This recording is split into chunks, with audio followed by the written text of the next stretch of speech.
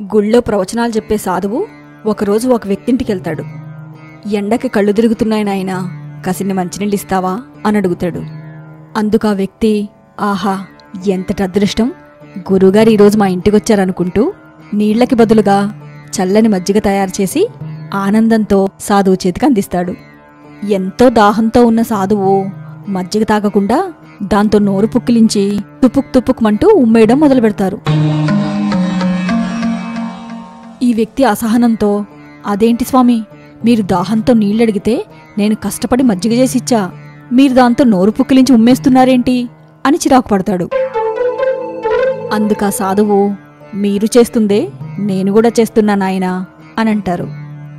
ఆ వ్యక్తికేం అర్థం కాక, మేమలా చేయడమేంటి స్వామి అని అడుగుతాడు. నేను గత కొన్నేళ్లుగా మన ఊరుగుళ్ళో ఇచ్చే ప్రవచనాలు ప్రతిదీ శ్రద్ధతో వింటున్నావు, వెళ్తున్నావు, కాని ఏనాడైనా దాన్ని మనసారా ఆచరించావా అని ఆ సాధువన్న మాటలకి ఆ వ్యక్తికేం అర్థం కాక, ఇదిగో ఇలా నీలా బిక్కమొహం వేసుకుని ఉండిపోతాడు. నిజానికి ఆ వ్యక్తి చేసేదే మనందరం కూడా చేస్తున్నాం. ఏం చేస్తున్నామమ్మా? గొప్ప గొప్ప గురువులిచ్చే ప్రవచనాలు మనం ఎంతో ఇష్టంతో వింటున్నాము, కానీ ఏనాడో మన నిజ జీవితంలో పాటించము.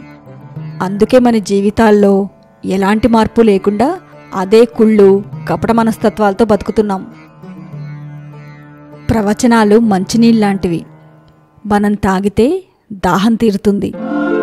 కాని అదే ప్రవచనాలు విని ఆచరించకుంటే అమృతంతో నోరు పుక్కిలించి ఉమ్మేసిన దాంతో సమానమవుతుంది. ప్రతి ప్రవచనం నుంచి ఏ ఒక్క విషయం ఆచరించినా అతి తక్కువ సమయంలోనే మనిషి జీవితంలో నమ్మలేని మార్పులు చూడొచ్చు. అర్థమైందమ్మా.